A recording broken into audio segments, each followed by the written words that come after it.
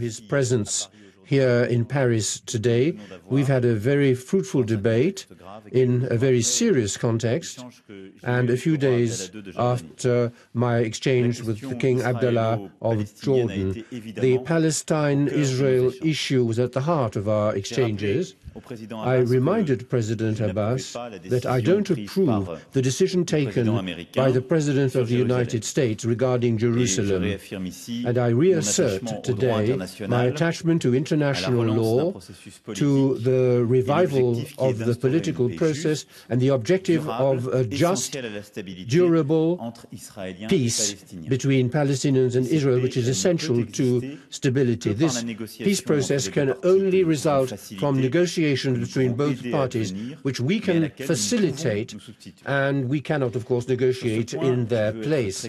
I would like to be very clear. There is no alternative to the two-state solution, and no two-state solution without an agreement between the parties regarding Jerusalem. As you have seen in recent weeks, during the meetings of the Arab League, the Organization of Islamic Cooperation, the Security Council of the United Nations, the General Assembly of the United Nations, the aspirations of the Palestinian people are receiving a lot of support from the international community. Palestine is not alone, and we will make sure that Palestine can live in recognized borders, in securities, next to Israel, with Jerusalem as the capital of both states. I know that demonstrations are continuing, and I would like to thank President Abbas for his commitment in favor of a peaceful development of this. From the very beginning, he has shown a great sense of responsibility and has called for calm. France refuses any form of violence from wherever and refuses the street demonstrations. We will be at the side of Palestine in the next few months, as we have been in Brussels and in Istanbul and New York. We want to see the continuation of dialogue, a constructive work with Israel. A few days ago, I hosted a meeting with the Prime Minister of Israel. I asked him there again to make courageous gestures to contribute to a revival of the negotiation. It's France's role to be both attached to stability and security in the region. The place, the position of Palestine and the security of Palestinians and the security of the Israelis. I asked the Israeli Prime Minister to contribute to the revival of the negotiations. I asked him here to stop the new creation of new settlements that undermine Palestinian sovereignty and to preserve a credible future political prospects. The future prospects will be fueled by the process which is underway, which you are supporting, of reconciliation between different Palestinian groups. We discussed this with the President. I attach great importance to this process, and I know that you are dedicating a lot of energy to this. France pays tribute to the agreement between Hamas and the Fatah. These efforts must continue to allow the effective return of the Palestinian Authority to Gaza. This commitment to peace is essential in the period that is beginning now, and I would like to renew my call for calm responsibility, particularly in the holy places at a time when important religious festivals are being celebrated. This call for peace and responsibility also reflects our will to maintain hope, to keep hope for a political solution which is at hand, and for sustainable long-term stability. Regarding the whole of the Palestine-Israel issue, France and the European Union will remain mobilized to support all parties towards a just and balanced solution. On the 22nd of January, President Abbas will be going to Brussels. The Palestinian Authority and the EU will be deepening their relationships in the light of recent events. In 2018, the bilateral agenda will be very rich. I will be going to Palestine and Israel myself to continue our exchanges, notably on the peace process. The Prime Minister will also be visiting the region to run the second edition of the Intergovernmental Seminar. France and Palestine will be strengthening their links and their support for friendship. Thank you for your presence and your commitment. Thank you for being here today. In the name of God, the clement and the merciful, first of all, I would like wish you a very happy Christmas and a very happy New Year, and also repeat happy birthday, say happy birthday to you again.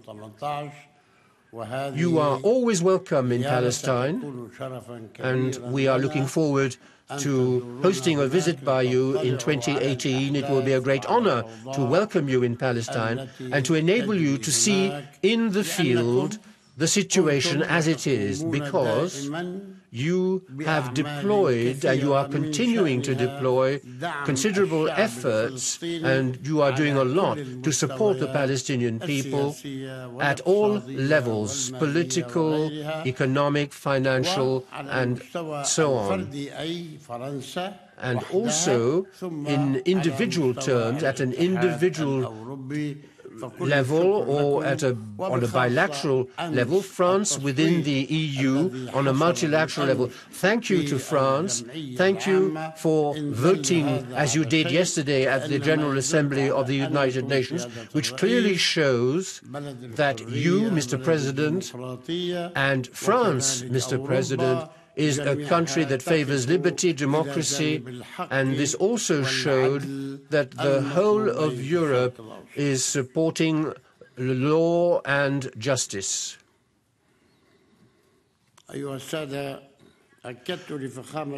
Ladies and gentlemen, I have reasserted to President Macron, after President Trump's decision to recognize Jerusalem as the capital of Israel and to transfer the U.S. Embassy from Tel Aviv to Jerusalem, the United States are no longer an honest broker, an honest mediator in the peace process. We will accept no plan on the part of the United States because of the partisan spirit and because of the violation of international law. What the United States have done in this regard is a violation of international law.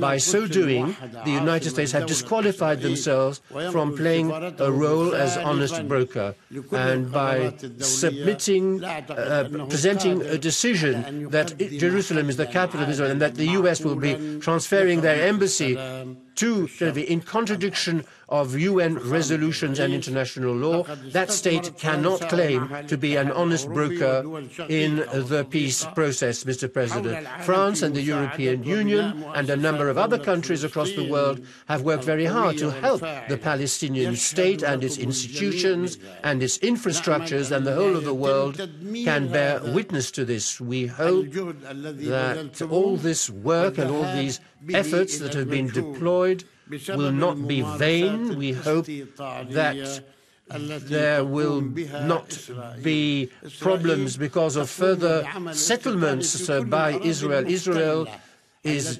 building new settlements across the whole of the occupied territories, which have been recognized as occupied by Israel by the whole of the world. Occupied territories, the The occupying power has no right to build settlement, has no right to encourage people to settle there, has no right to deport the inhabitants of those territories, has no right to build anything in those territories, according to the Fourth Geneva Convention. And Israel must comply with the Fourth Geneva Convention and is not doing so. In addition, there have been murders, expropriations of land and property, and many other practices which are deplorable. And here I would like to remind you of that little girl, Ahad Tal-Mahimimi, who was arrested by Israel and became somebody who is well known across the whole of the world now. This demonstrator who was amputated in a wheelchair, this demonstrator was participating in a peaceful demonstration, and he was killed in his wheelchair. Who can accept such inhuman behavior? Mr. President, the recognition of the Palestinian state is an investment in peace and in a stable future and a pacified region. It will contribute to reduce the threat of war. Everybody knows that we are part of the coalition of countries that are fighting against violence and terrorism. We have agreements with 83 countries, including Japan, Canada, in the fight against terrorism, because we are going to find a solution using peaceful means and to propagate the culture of peace rather than the culture of war. And that's why all the demonstrations in the Palestinian territories have been peaceful demonstrations. Not a single bullet was shot by Palestinians, whereas many Palestinians have been killed. We have always said that we must be civilized and we must respond in a civilized way. Peaceful demonstrations must continue to protest, to express our refusal of what is going on, but without any recourse to weapons. Similarly, we are continuing our political efforts across the world. As President Macron has said, the inter-Palestinian reconciliation process launched by Egypt. I know it's difficult. I know that there are many obstacles to this process, but we are determined to continue the process to restore the unity of the Palestinian people. It is in our national interest, and it is in the interest of the whole of the region and of the world. The whole of the Palestinian people must be united, must speak in one voice and call for peace and refuse war. We want peace with Israel, and Israel is our neighbor. We want to make peace with Israel, our neighbor. We want to live in peace with Israel. And when peace will have been established between Israel and us, 57 Muslim countries will all are desirous, wish to establish relations with the State of Israel. Once peace between us has been signed, has been agreed. Mr. President, once again, Merry Christmas, Happy Birthday, and a Happy New Year.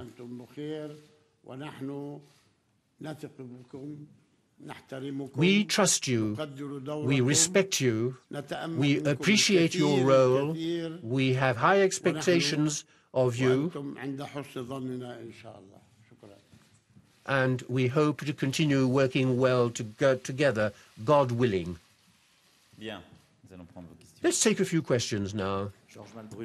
Georges Malbruno of the Figaro. I have a question for each of you. President Macron, I would like to ask you, you have been very active in recent months in Arabia, intermediating between the Kurds and the Arabs.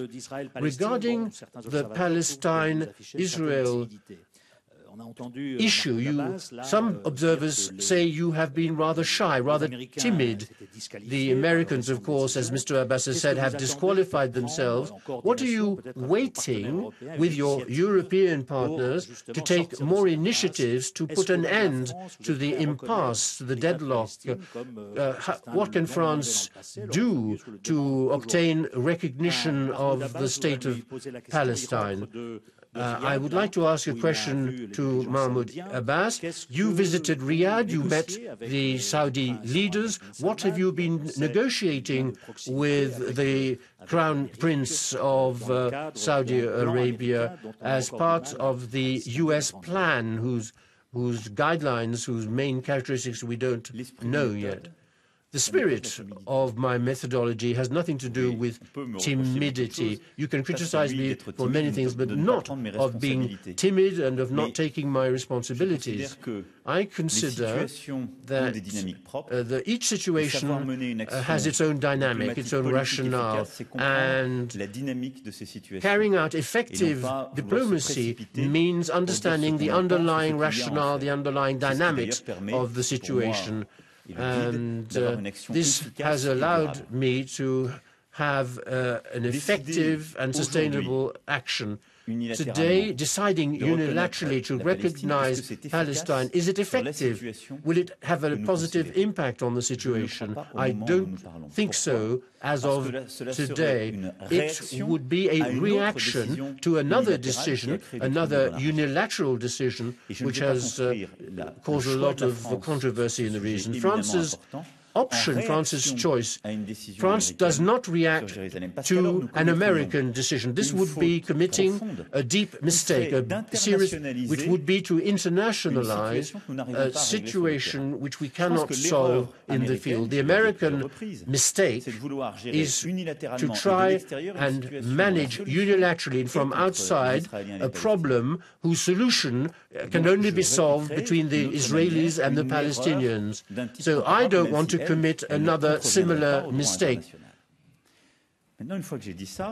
Having said that, as regards the substance of the issue, I have clearly said, in line with French diplomacy, that the solution will be built on the basis of the two-state solution, and it will automatically lead in due course to the recognition that is required. France will take her responsibility in cooperation with its partners and the United Nations, but I will do so at the right time and when it will be useful to build peace in the field.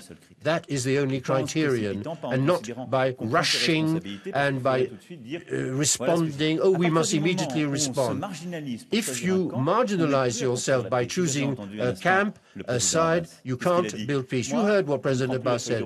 I disagree with the American roadmap. They have disqualified themselves. The Americans have been marginalized, and I'm trying not to end up in the same situation. France's credibility is to take up a position that is strong. We can speak to all the parties to the question. We spoke recently to the Prime Minister of Israel without making grandiose statements. We're actively working in the field and politically. So when I deem the moment opportune, I will do so, but never under pressure. I will not be influenced by situations that have nothing to do with French diplomacy.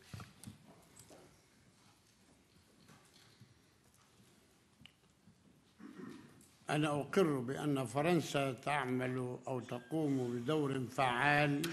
recognize that France plays an effective role in Middle Eastern affairs. Regarding Saudi Arabia, as you all know, and as we all know, Saudi Arabia has close relations, has had close relations with the United States of America. There is no problem between the United States and Saudi Arabia. But in reality, the only problem between Saudi Arabia and the United States is the Palestinian cause, because the Palestinian cause is not for Palestine or the Arabs only. It's a cause for the Palestinians, the Muslims, the Christians across the world. So Saudi Arabia supports solutions to the question of the Palestinian cause. The Saudis have always said and are still saying, and this is well known, we are with you. Say, we are supporting you. We will not intervene in your affairs. Some other countries have interfered in our affairs, but they have now gone. But Saudi Arabia has never intervened in our affairs, and Saudi Arabia has never hesitated to support us in every field. That is the Saudi position. And I remember King Salman told me, we will not solve the problems of the Middle East before the state of Palestine has been established with East Jerusalem as the capital. The king repeated this during the visit. The Crown Prince also visited it. That is the truth of, that is Saudi Arabia's true position.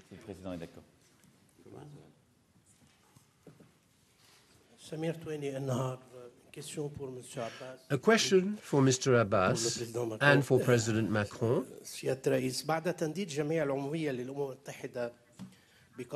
The General Assembly of the United Nations has condemned President Trump's decision to recognize Jerusalem as the capital of Israel. What is the next step, the next stage for the Palestine Authority?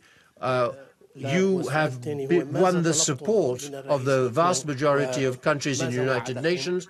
What have you asked President Macron to do? What has President Macron has promised to you?